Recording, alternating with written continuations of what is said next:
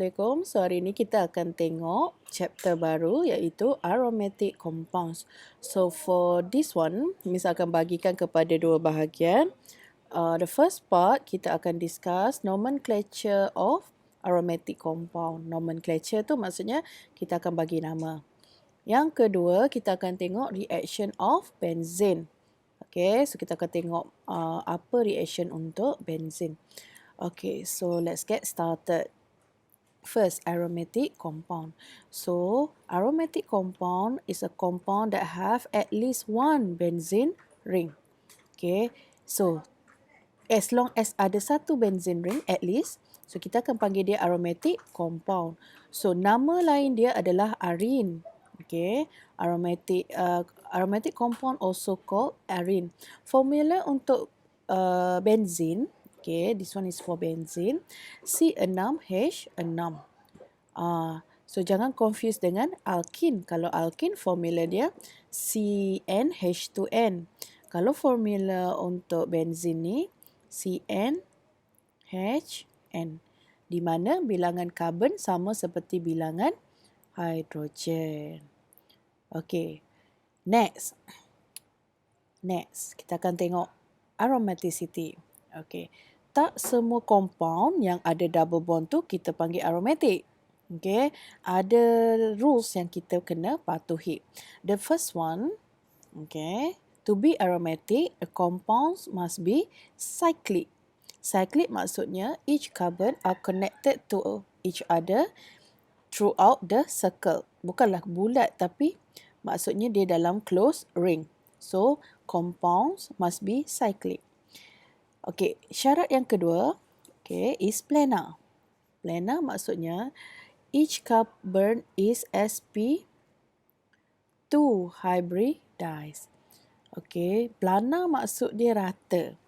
Okay, rata. So, macam mana kita nak tahu carbon tu planar? Okay, tengok dekat carbon. If your carbon has double bond, okay, biasanya carbon tu adalah sp2 hybridized. Yang ketiga, completely conjugated. Completely conjugated. Maksudnya, maksud conjugated tu adalah double bond, single bond, selang-seli antara satu sama lain. So, I repeat, completely conjugated maksudnya double bond, single bond ni dia alternate. Dia selang-seli. Double bond tak boleh duduk sebelah double bond disebabkan repulsion. Okay, compound becomes unstable. Okay, so maksudnya double bond, single bond, double bond, single bond. Okay, yang keempat, compound must be obey Huckel's rule. Huckel rules tu macam mana? Tengok page yang kedua. Miss letak dekat bawah sini ya. Sorry, bukan ya. Sorry, Huckel's rule ni dia ada formula dia. Okay. So this one Miss takkan pergi detail, cuma you hanya perlu sebut obey Huckel's rule. Dia ada cara pengiraan tapi that one not included in your syllabus. So you just know that in order to be aromatic, compound must obey Huckel's rule. So you guys can Google this one for further information. Okay, next. Okay, dari mana datangnya structure like this? Okay, dari mana dapatnya structure benzene ni? Actually, structure benzene ni datangnya daripada saintis yang bernama Huckel. Okay, Huckel ni dia tidur petang kalau tak silap. Dia tertidur petang. Lepas tu dalam mimpi dia macam ni tau kisah dia. Masa tu saintis dah jumpa satu compound yang formula dia C6H6. This one. Tapi saintis pada masa itu dia tak tahu nak lukis compound tu macam mana. Okay, macam bila dia buat straight line, bila dia buat open chain 1 2 3 4 5 6, dia letak double bond alternate, still dia tak dapat CnH2n tu. Okay, kalau this one this one C6H8. So, dia tak dapat C6H6. So, that one fateful day, Huckles ni tertidur petang kalau tak silap. Dia macam terlelap lah. Okey, dalam mimpi dia didatangi oleh ular dan ular tu dia gigit ekor dia sendiri. So dari situ Huckles dapat idea bahawa compound must be cyclic. Maksudnya dia close lah. Dia bukannya open chain like this. Okay, so that's how we got to this structure to the present day. Okay, so now satu Miss nak cakap, walaupun kita panggil dia aromatic compound, bukannya bermaksud compound tu wangi. Tidak. Okay, it is just a term we use to, because compound benzene ni dia memang ada a very strong odor.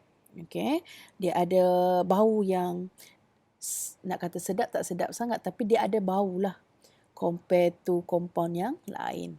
Okay, so that's why we call aromatic compound. Aroma tak semestinya sedap, tapi bau dia tu ada.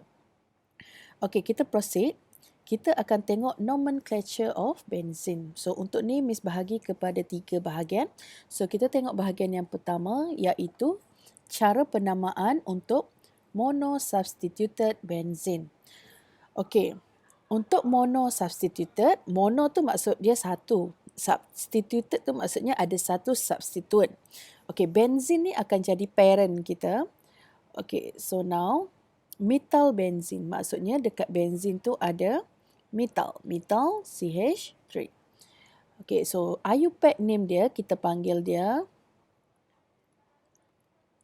methyl benzene. Tapi common name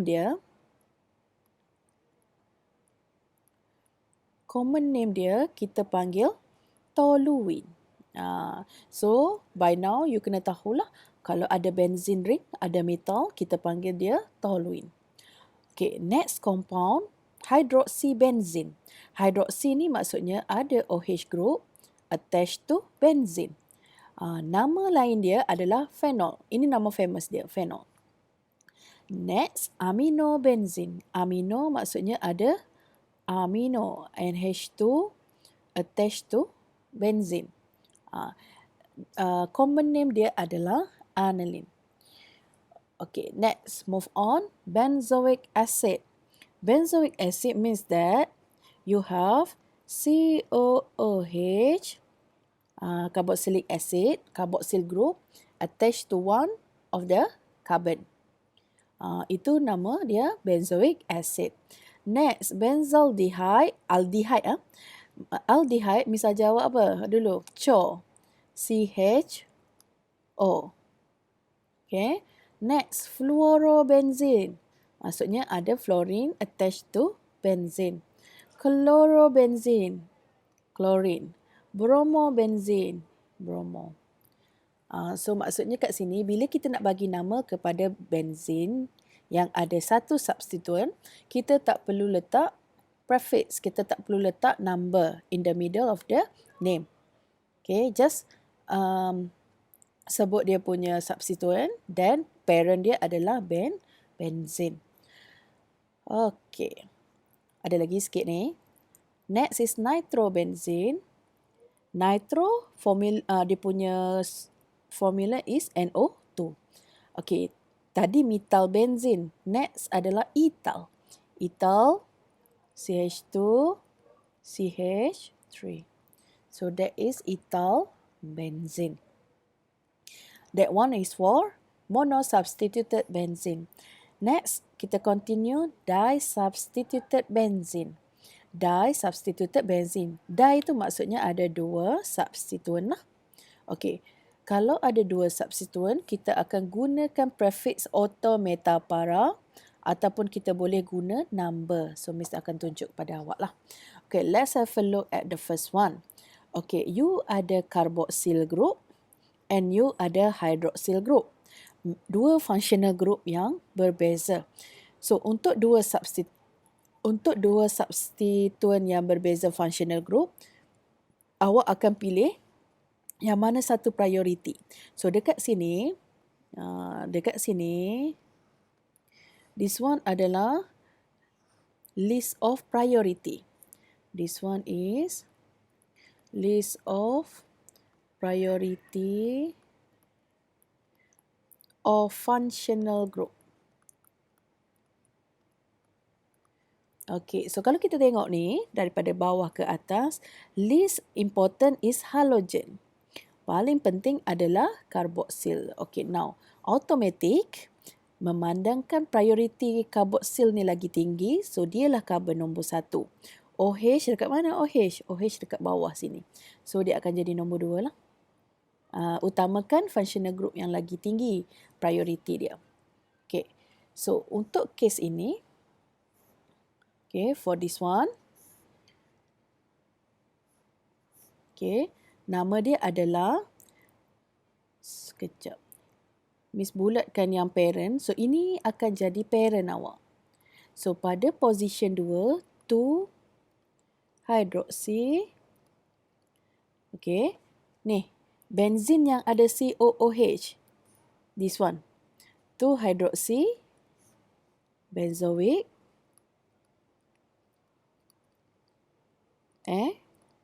acid. Okay. 2 hydroxy benzoic acid. Next, klorin dengan metal. Okay, klorin metal. Okay, halogen yang paling last, metal kat mana? Alkyl group. Metal adalah golongan alkyl groups. So, kita akan bagi priority dekat metal. So, klorin nombor 2 lah. So, maksudnya inilah parent awak. Benzene ring yang ada metal group, kita panggil metal benzene ataupun toluene. So, cara kita bagi nama dia adalah 2-chlorotoluene. Kita boleh guna common name ataupun 2-chloro-metal benzene.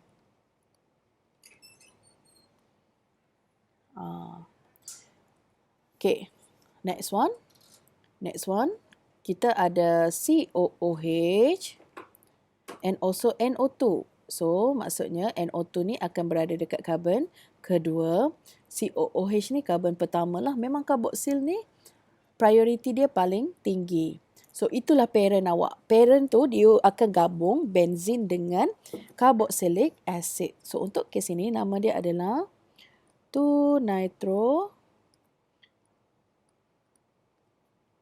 benzoic acid. Benzoic acid.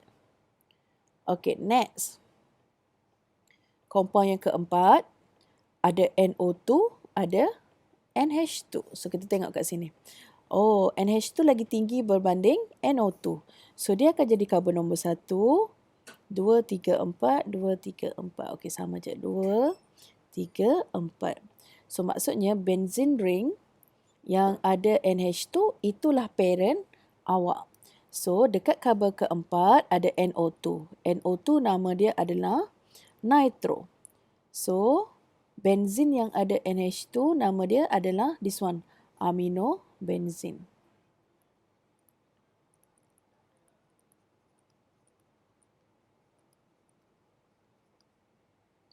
Amino benzene. Okey, yang kelima, ada OH group dan ada alkyl group, ada ethyl. Okey, hydroxy lagi tinggi priority berbanding alkyl. So, hydroxy ni akan jadi your parent lah. So, 1, 2. So, dekat position 2 ada substituent ethyl. Lepas tu, benzin yang ada OH nama dia adalah hydroxy benzene.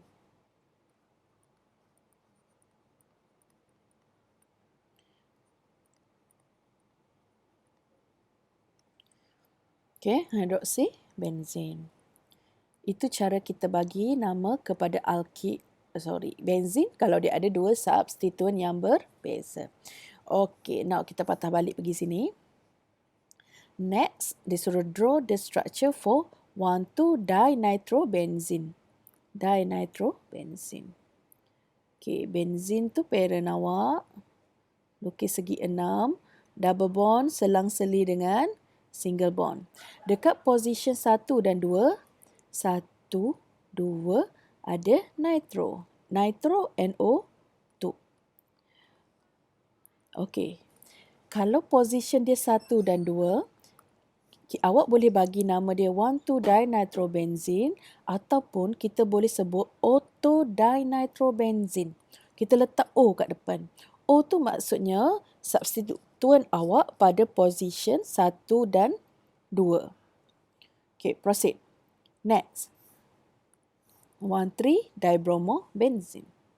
Okay, masih substituent yang sama. Cumanya pada position 1, position 3 ada bromine. Br dibromo. Okey. Kalau 1 dan 3 kita boleh gantikan dengan prefix meta. M adalah untuk meta. O tadi ortho. Okay. So last one. Yang terakhir, Miss buat kat bawah ni, 1,4-dibromobenzene. 1,4-dibromobenzene. So lukis benzene, 1,4-bromo. Br.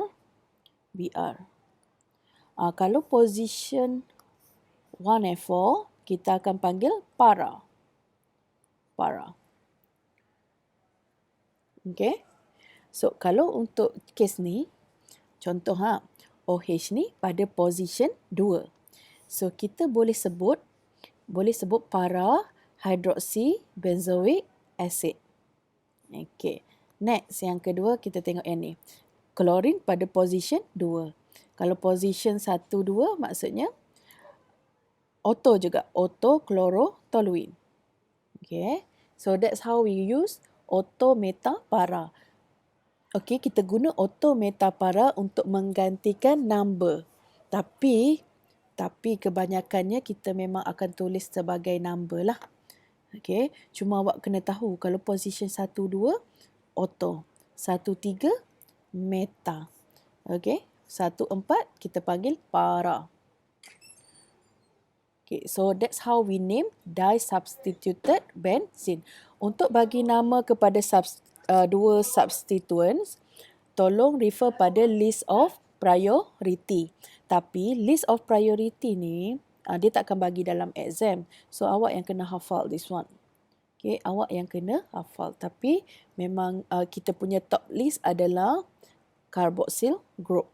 Least important is halogens. Okay, so tolong hafal this one. Okay, next, phenyl group as substituent.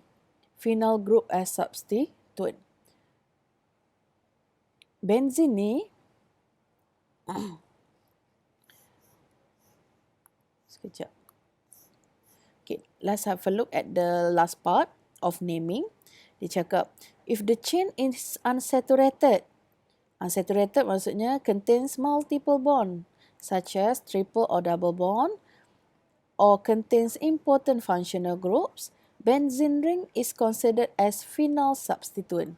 So maksudnya kat sini, kalau awak ada double bond, triple bond ataupun functional group yang lagi penting daripada benzene, so dia akan jadi phenyl. Okay, dia akan jadi phenyl, such as this one. Okay, 1, 2, 3, 4. Even though here, you got only 4 carbon, but because of the presence of double bond, this one will become your parent. So, this one akan jadi parent. So, bila dia jadi parent, carbon nombor 1 akan jadi yang ni. 1, 2, 3, 4. So, cara kita bagi nama dia adalah 1-phenyl. Sebab benzene sekarang dah jadi substituent. 1-phenyl 2-butene. Okay, 1-phenyl 2-butene. Okay, next. Oh, you ada alcohol here. Okay, so automatically this one yang ada functional group tu, yang tu akan jadi nombor 1. Here, number 2. So, untuk kes ini, nama compound awak adalah 2-phenyl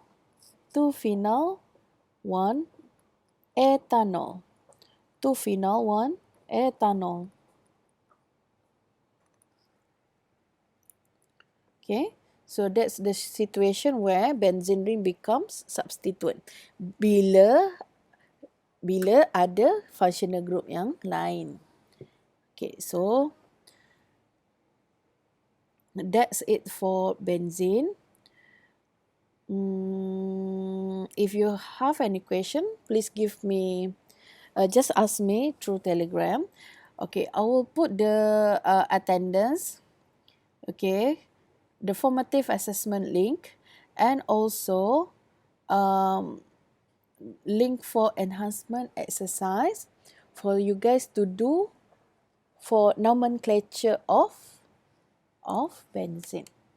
Okay, I think that's all for nomenclature of benzene. That's all for now. So thank you. Assalamualaikum.